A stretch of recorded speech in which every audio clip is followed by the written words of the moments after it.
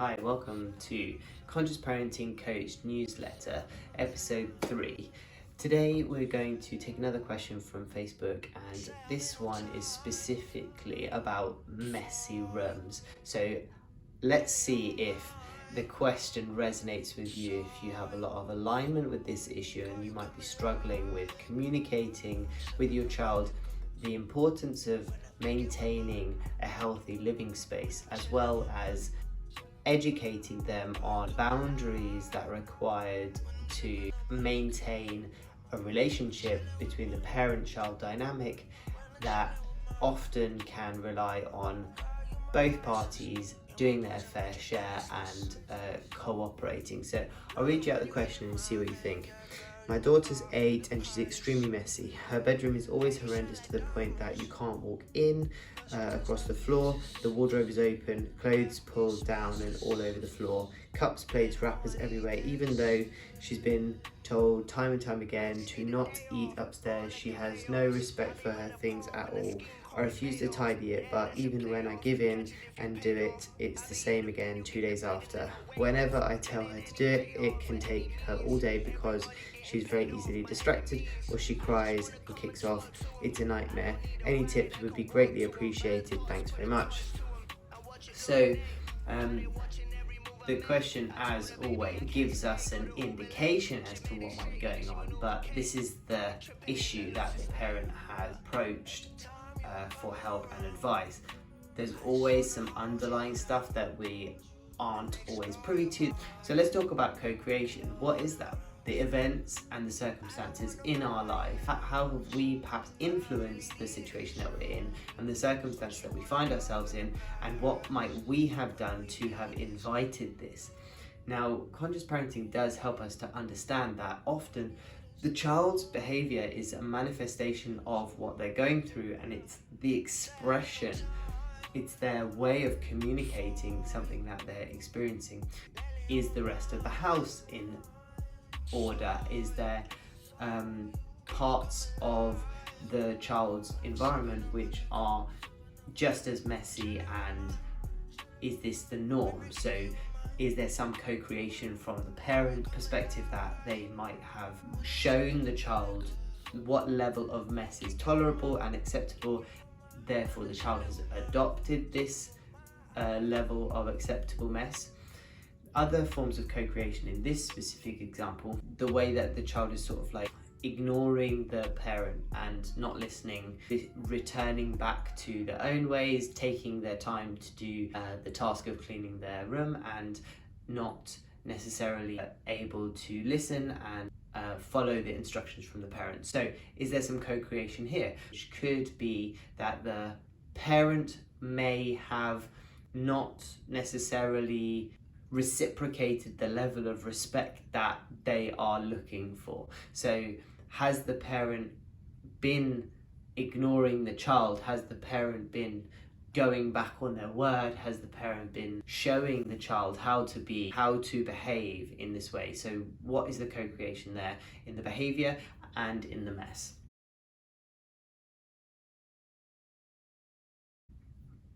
Other than co-creation, what we also want to know is how much is an 8-year-old supposed to be able to maintain when it comes to their living space. Like, an 8-year-old does sound quite young to be perhaps in charge of looking after all of the responsibility of taking care of their stuff. The habits which are put into place to keep things tidy, if they are habitual and have been started early, then children perhaps might not get toys out, might not play with toys until they have put away the other ones. So it depends on really like whether these are habits that have been adopted early or whether they have been left until now. Perhaps the toys and stuff are getting bigger and that the mess is getting worse, and that the parent is finding that this is getting out of control. How long has this been an issue for?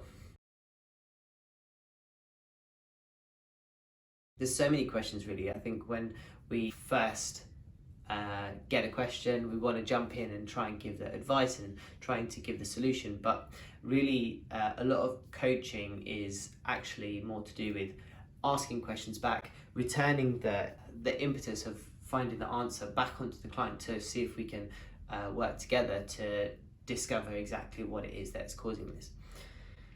I think the most important thing that I really wanted to address, and I really want you to think about, is that the outer world, which is the environment that we live in, perhaps the environment that we create for ourselves, that our outer world mirrors our inner world. And if we are in a chaotic environment and keeping things chaotic in the outside, if things are out of order and unorganized, it might be because inside we're feeling chaotic, unorganized, and not well maintained. So that would definitely be something that I would like to explore. I would like to find out whether there is a chaotic psychological world that this family has created, and whether thoughts and opinions and emotions are able to be organized, processed, and the tabs closed, or whether stuff is piled up and emotionally and spiritually there is a lot of disconnection and avoidance, which could be mirrored in the behavior and the manifestation of the mess. Really, really important point that I definitely want you to hold on to, that the outer world reflects and mirrors the inner world, that the child's manifestation of their inner world experience is shown to the parents through their behavior and through their through the way that they maintain their outer world. So keep an eye out for that. If you have children, if you're feeling like they are struggling in certain ways, sometimes it's a manifestation of what's going on inside. So the solution here would be to take things slower. Like, is there a possibility that this is too much responsibility for this child, that the child is actually not really old enough to be taking on all of the responsibility of keeping their room in a tidy, maintained fashion? Is the rest of the house in a better condition and a better standard of order, or is the bedroom in question actually just the same as everywhere else in the living environment? And does the mess in the room reflect deeper psychological issues of disorganization and chaos within?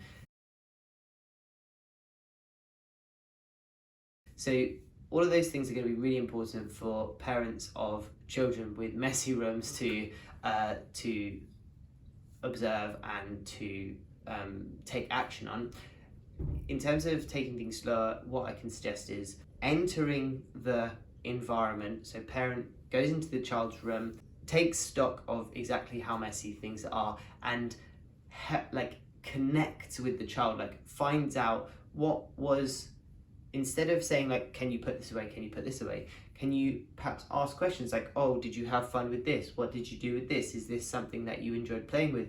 What is your favorite toy? And as you're talking about it, you start to put it away. And then once the toys are all put away, do you want to teach from a perspective of the understanding that having a beautiful living environment and an organized living space is a form of self-love, and that when we see our self as expansive beyond our body, that we actually are our living space, that we can start to invite the clean, tidy, healthy living space as a form of self-love, instead of being triggered by the anxiety of avoiding being told off, which is often the case, that children will keep their rooms tidy, will put their toys away because otherwise they will get told off, which isn't ideal. We don't want that necessarily. We want the children to be putting their toys away because they like having the living space and they see it as a form of